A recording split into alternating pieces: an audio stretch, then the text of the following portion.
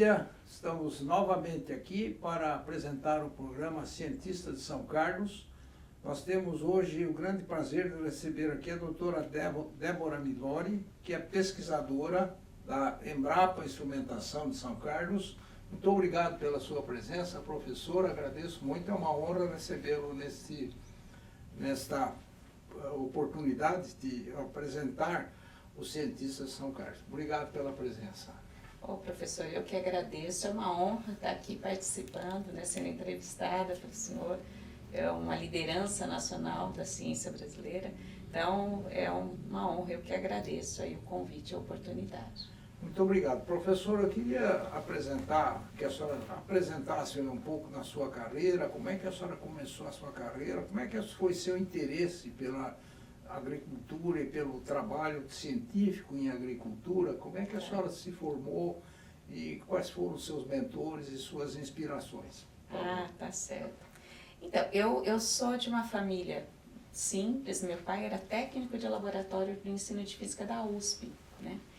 E, de verdade, eu acabei crescendo ali um pouco, vendo meu pai trabalhar no laboratório de física, e eu acabei me interessando muito pela temática.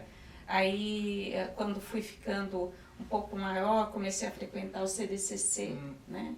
Com aqueles cursos de férias que são fantásticos, que me deu a oportunidade de ter uma relação mais próxima, laboratórios de física. E aí eu falei assim, não, eu vou fazer física, né? Meio a contragosto da minha mãe, que a minha mãe achava que era uma profissão mais para homens do que para mulheres. Mas meu pai, ele realmente gostou da ideia e resolveu me apoiar. Então eu fui para o Instituto, na época, Instituto de Física e Química da USP, aqui de São Carlos, e eu fiz a minha graduação lá, na época tive excelentes professores, né, e acabei seguindo a carreira, assim, fazendo mestrado, doutorado, e meu orientador foi o professor Vanderlei Banhato. Então, tenho, assim, dentro da minha carreira, algumas inspirações, né, como o professor Sérgio Mascarenhas, né, que era lá do Instituto, a professora Ivone Mascarenhas, né, e o professor Vanderlei Banhato, que foi meu orientador, né, então, e eu acabei, quando terminei meu doutorado, eu comecei a buscar oportunidades, né, de emprego, de inserção, e nessas visitas às diferentes instituições, eu fui visitar a Embrapa Instrumentação, né? E tive, assim, o prazer de encontrar aquela instituição, né, com demandas vindas de um setor tão importante para a nossa economia, né, que é a agricultura, e realmente acabei me enxergando como uma pesquisadora que poderia contribuir. E fui para lá, né, depois de prestar um concurso, e hoje já fazem 24 anos que eu estou lá. Então... O que eu acho importante, né, nesse depoimento da doutora Débora, e ligando-se também ao depoimento do professor Tito Bonagamba e outros pesquisadores que aqui estiveram, e a minha própria experiência, é fundamental esse processo de os mentores interessarem os alunos e aqueles que pretendem desenvolver ciência, né?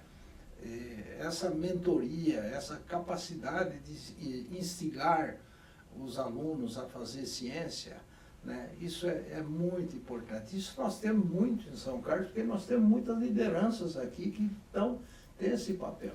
O professor Banhato e o professor Silvio Crestana me disseram que foram fazer física depois de uma palestra do professor Sérgio Mascarenhas no Álvaro Guião.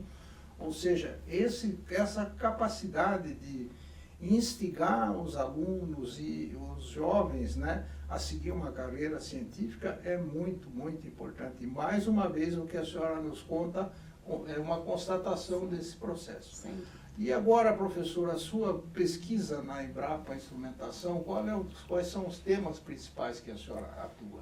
Ah, claro. Então, eu fiz, né, como eu disse, o doutorado com o professor Vanderlei Banhato e trabalhei muito na área de ótica fotônica, desenvolvendo instrumentação ótica fotônica. Quando eu fui para a Embrapa, eu acabei realmente estruturando um laboratório de ótica e fotônica para trabalhar no desenvolvimento de equipamentos, metodologias para poder analisar materiais de interesse do agro, né? Análise de solos, de tecido vegetal, de fertilizantes. E isso foi uma coisa assim que no começo parecia um pouco ousada, foi o primeiro laboratório exclusivamente dedicado à pesquisa de ótica e fotônica em agricultura e meio ambiente no país. E acabou que deu certo realmente, nós tivemos assim vários casos de resultados, inclusive com interação com a empresa, e isso acabou gerando um laboratório nacional de agrofotônica. Então isso foi uma história aí de 20 e poucos anos aí, dessa interface da física, né, aplicada à agricultura e meio ambiente, que começou com o professor Sérgio Mascarenhas, né, que trouxe para a Embrapa Instrumentação essa questão da física aplicada, o Silvio Crestana, também um dos pioneiros nessa linha. E aí o que eu fiz foi inserir a parte de ótica e fotônica aí dentro de uma das temáticas dentro daquela instituição. Importantíssimo, né? E quais são os resultados, professora? Eu acho que isso do ponto de vista aplicado, doutora Débora. Certo, então, nós fizemos um trabalho, nós começamos a trabalhar em 2005 com umas técnicas espectroscópicas para análise de solos, né? Utilização de laser, por exemplo, para fazer uma análise multielementar de solos, medir carbono, fertilidade. E esse trabalho de pesquisa durante 10 anos, né, acabou resultando em publicações e também no know-how para desenvolver sistemas portáteis para embarcar em robô. Nós, em 2013, nós tivemos um projeto CNPq aprovado em parceria com a Escola de Engenharia, particularmente com o Grupo de Robótica Móvel aqui de São Carlos, liderado pelo Marcelo Becker e o Daniel Magalhães naquela época. E aí nós desenvolvemos um robô e tinha um sistema desses a laser para análise de solos. E isso gerou assim uma repercussão na mídia, e aí acabou que algumas pessoas foram procurar para a gente ver como poderia transferir essa tecnologia para a sociedade. Isso acabou gerando uma startup chamada Agrorobótica, e ela fez junto com a gente o desenvolvimento de um equipamento, e hoje ela faz análise de solos nacionalmente em mais de 18 estados. Então aí a gente tem benefícios não somente para a parte de agricultura de precisão, né, para uma agricultura mais sustentável, que usa melhor os recursos, né, mas também a parte ambiental, também evitando contaminações. E também nós, como trabalhamos na área do carbono, nós geramos técnicas para quantificar o estoque de carbono no solo, né? E isso até vai ser demonstrado na COP30 esse ano, né, no Pará, que é uma das tecnologias Embrapa que farão parte ali da COP30. Então esse é um caso aí de uma pesquisa que ela vem de conceitos básicos da física, né, da parte de espectroscopia, física atômica. Ela teve a sua interação com a empresa em projetos de inovação aberta, e depois o licenciamento e aí o acompanhamento da adoção no mercado. Então hoje a gente vê aí, seria um caso aí da aplicação da fotônica, da ótica em aplicações, né, da agricultura, tendo benefícios aí.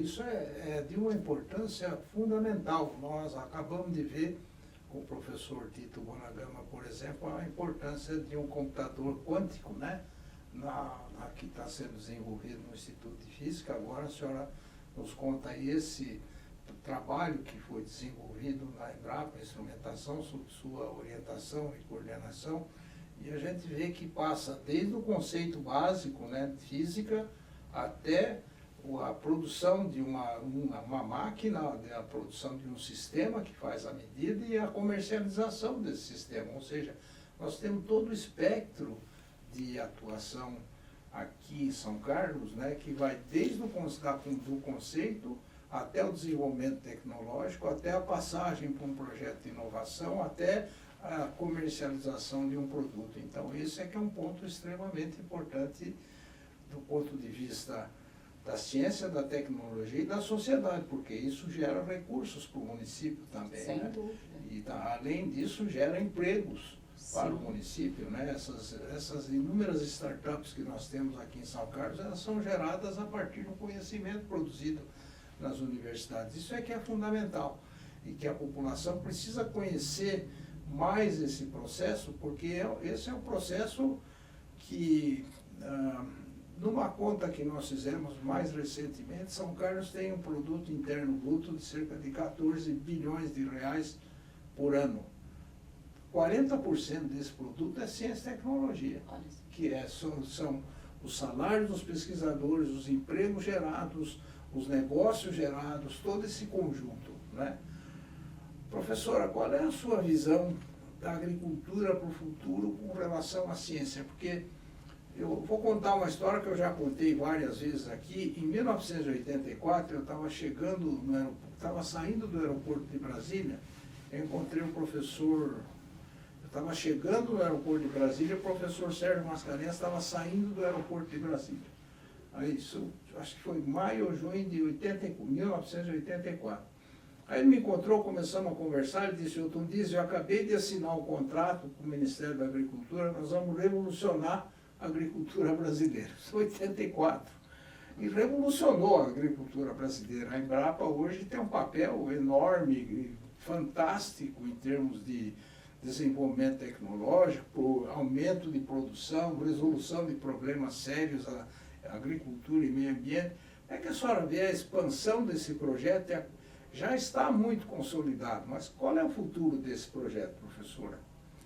Eu acho que, assim, a agricultura, como o senhor mesmo falou, a agricultura brasileira hoje, essa agricultura pujante, é uma dos principais players mundiais, porque ela tem muita tecnologia embarcada nela, né? Então, isso a gente fala desde tecnologia de maquinários, melhoramento genético, novos insumos. Então, a gente tem aí a contribuição da ciência é inegável.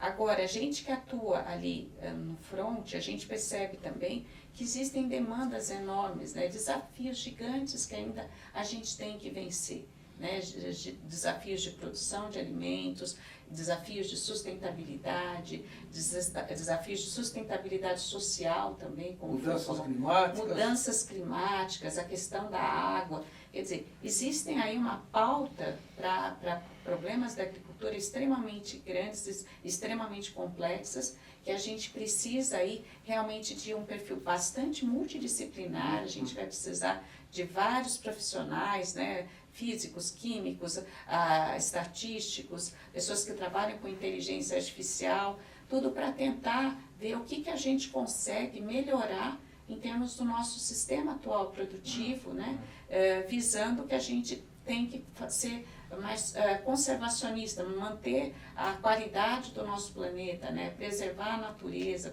preservar a biodiversidade. Então, todos esses compromissos, né, juntos, ela precisa realmente de um grande esforço da ciência, de equipes multidisciplinares, que, assim, para focar nesses problemas do agro e problemas ambientais que também acabam ficando conectados. Né? Eu acho que tem um outro ponto que a Embrapa teve um papel muito importante em São Carlos, inclusive, que é a capacitação, né, de técnicos, que é importante. Sim. Técnicos nessa área são muito importantes, né, para poder expandir a capacidade de resolver problemas, né, e fazer testes no campo, por exemplo.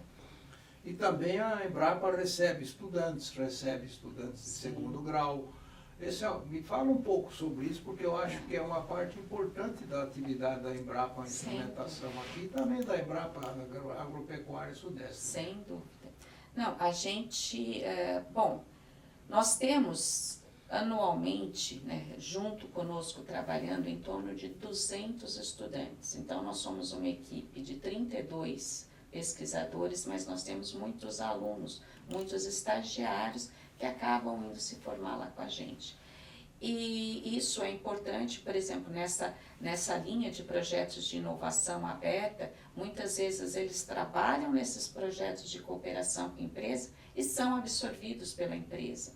Então, isso é bem legal, porque são empresas que se estabelecem aqui em São Carlos, geram impostos e também absorvem essa mão de obra qualificada, né? Que eu acho que isso é importante. Em termos de capacitação, uma outra coisa que eu acho que temos feito com bastante sucesso são os cursos online. A gente tinha já uma tradição de promover cursos presenciais, né, como de saneamento básico rural, de pós-colheita, mas desde o ano passado nós ampliamos para a capacitação online, né, capacitando pessoas no país inteiro nessas áreas. Então eu acho que essas novas ferramentas de comunicação, elas têm ajudado bastante essa questão de formação e de disseminação do conhecimento. Acho que isso é extremamente relevante. E outro ponto são realmente essa interação que a gente tem com as escolas. A gente recebe alunos das escolas fundamentais, né, para trazer os alunos para conhecer um pouquinho do que a gente faz. Como dissemos no começo, às vezes pode até ser uma inspiração de um aluno que começa a ver e trabalhar. Então, acho que isso é muito legal. E também, às vezes, a gente traz professores para serem capacitados. A gente tem um grupo da ABAG, né, que são professores de primeiro e segundo grau, que vão até a Embrapa se capacitar em diversas áreas de pesquisa que temos, que passa o dia inteiro com a gente, visitando os laboratórios, conversando com os pesquisadores, para que também eles possam dar para os seus alunos visões mais atuais, né, de conhecimento da pesquisa que está sendo gerada. Então, eu acho que essas são atividades extremamente relevantes aí que ainda... É um papel muito importante. E tem duas coisas que eu acompanho sempre com relação à Embrapa, né, que é a questão daquelas duas tecnologias que foram desenvolvidas pelo nosso saudoso amigo, que montou a fossa biodigestora. A fossa séptica biodigestora, o Novaes, e também a cloração, sistema de cloração, que é também importantíssimo porque atua justamente numa área de saneamento básico que é muito precária no Brasil. Sim. Uma das minhas experiências é que em todo o Brasil, a área rural, ela tem muito baixo saneamento. O saneamento básico é muito baixo, é muito pouco desenvolvido. E esse projeto na Embrapa, eu sei que tem 6.000 fossas da Embrapa no Brasil todo. Sim. Isso é algo que é importantíssimo, porque vai resultar em muito mais qualidade de vida, muito mais saúde para as populações, né, das áreas rurais. Portanto, é um outro projeto que a Embrapa desenvolveu de grande êxito também, né? Então, veja, a gente vê que a Embrapa, as duas unidades da Embrapa têm esse papel muito importante, né? Que não é só um papel tecnológico, mas além disso é um papel de educação, um papel social, de capacitação. Agora, qual é a sua visão, professora, do futuro da ciência para a humanidade? Isso é que é algo que nos preocupa muito, porque nós temos mudanças globais, temos uma situação política muito complexa no planeta.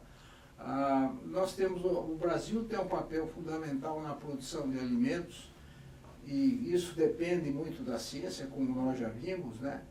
Mas qual é a sua visão do futuro da humanidade com a ciência? O que a ciência pode fazer para o futuro da humanidade? E uma das coisas que eu sempre pensei é que a ciência é um novo tipo de diplomacia, né? As pessoas que trabalham com ciência em vários países, elas têm também um papel de diplomacia, de integração, né? Não são inimigos, mas sim produzem algo de conjunto para o bem da humanidade. Como é que a senhora vê esse processo? Bom, é um processo bem complexo, né, professora? Assim, a gente vê como o mundo está se enfervilhando em guerras, em conflitos, infelizmente, que é bem difícil de lidar, e a gente sabe que esses componentes políticos são bem complexos. Agora, a ciência, ela pode ajudar melhorando a qualidade de vida. Eu acredito muito nessa ciência, porque tem um lado da ciência que é complexo, que assim, desenvolve armas, desenvolve às vezes coisas que não são tão positivas, né? Então, mas eu sou muito positiva em acreditar no ser humano e na capacidade que a ciência tem de poder melhorar a qualidade de vida das pessoas, de melhorar o ambiente. Eu acho que é claro que nós, como ser humano, a gente tem algumas falhas, a gente teve um desenvolvimento, eu acho que produzimos maravilhas. Então, eu acho que a gente também tem que olhar o lado positivo, claro. Né? Nós chegamos até aqui, temos todos uma qualidade de vida muito melhor do que as gerações passadas, a longevidade aumentou, a qualidade da alimentação melhorou. Agora, é claro, tivemos um sistema produtivo que foi um pouco exagerado no sentido de não cuidar adequadamente do meio ambiente, né? Temos aí problema com água, problemas das mudanças climáticas, mas eu sou muito positiva no sentido, vamos colocar a ciência nisso, vamos ver como é que a gente sai desse momento que a gente entrou, né? Então, a gente viu com o professor Tito a questão de sequestrar o carbono através, né, nos poços de petróleo, inserindo CO2. A gente tem a agricultura que pode ser uma aliada, fazendo o acúmulo, né, de carbono no solo através da fotossíntese, né, desde que a gente tenha os manejos adequados do solo.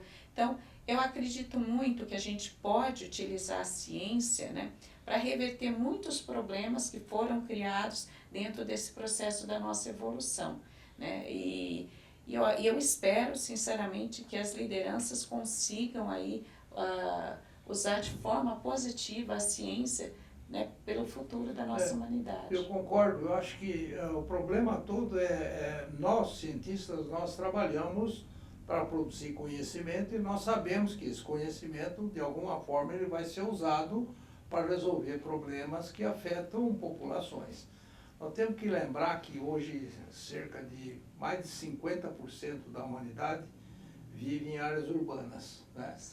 São 4 bilhões aproximadamente.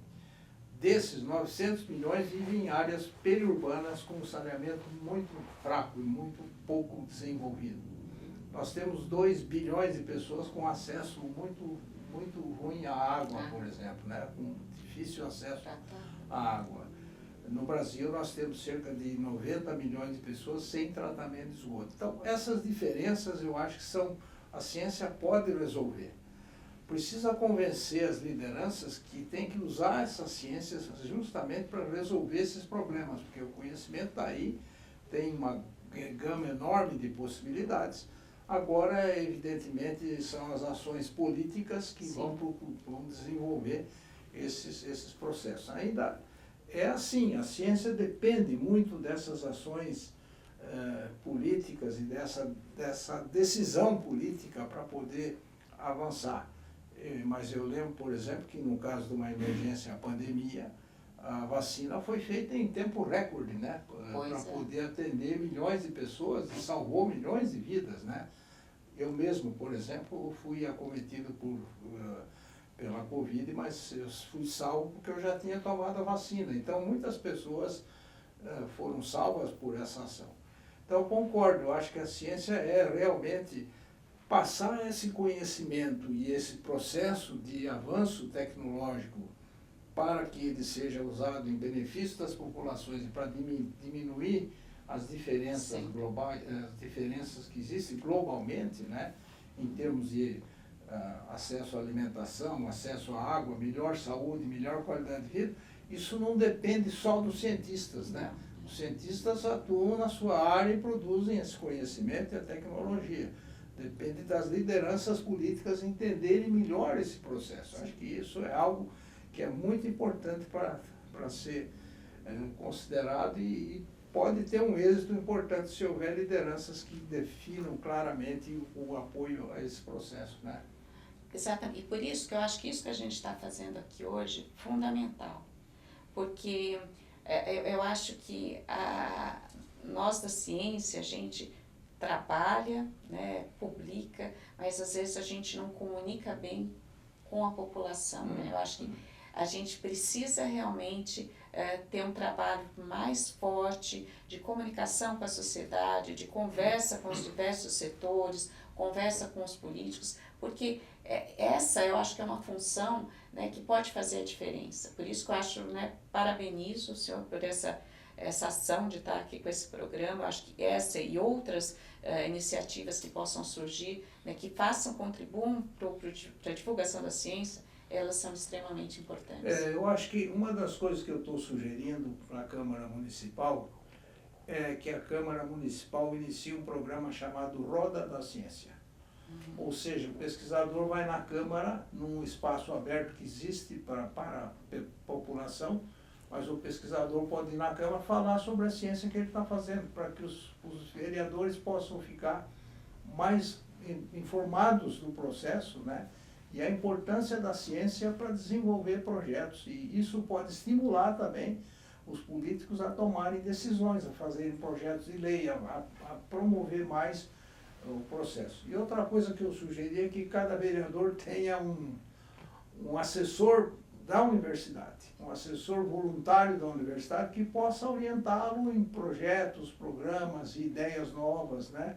Eu faço muito isso também, eu acho importante. Nós estamos agora discutindo com o vereador Bruno Zanqueta a possibilidade de colocar um capítulo de mudanças climáticas nos cursos de primeiro e segundo grau, que eu acho isso seria importantíssimo. fantástico. Uma disciplina nova, para que possa ampliar cada vez mais essa visão das novas gerações sobre o que são mudanças climáticas, por que aconteceram, qual é a importância disso do ponto de vista de técnico, do ponto de vista social, do ponto de vista de saúde, né, e do ponto de vista econômico. Muito bem. Professor, eu queria agradecer muito a sua participação, doutora Débora. É uma honra recebê-la aqui nesse nosso programa. E também estamos às ordens para a Embrapa Instrumentação, ou mesmo o Instituto de Física também da USP, para quaisquer outras informações. Eu tenho certeza que nós vamos ampliar a capacidade de comunicação com a população e, com isso, esperamos também um retorno importante da população, dos estudantes, né, com relação a essas entrevistas. Muito obrigado pela sua agradeço, viu? disponibilidade. Muito obrigada.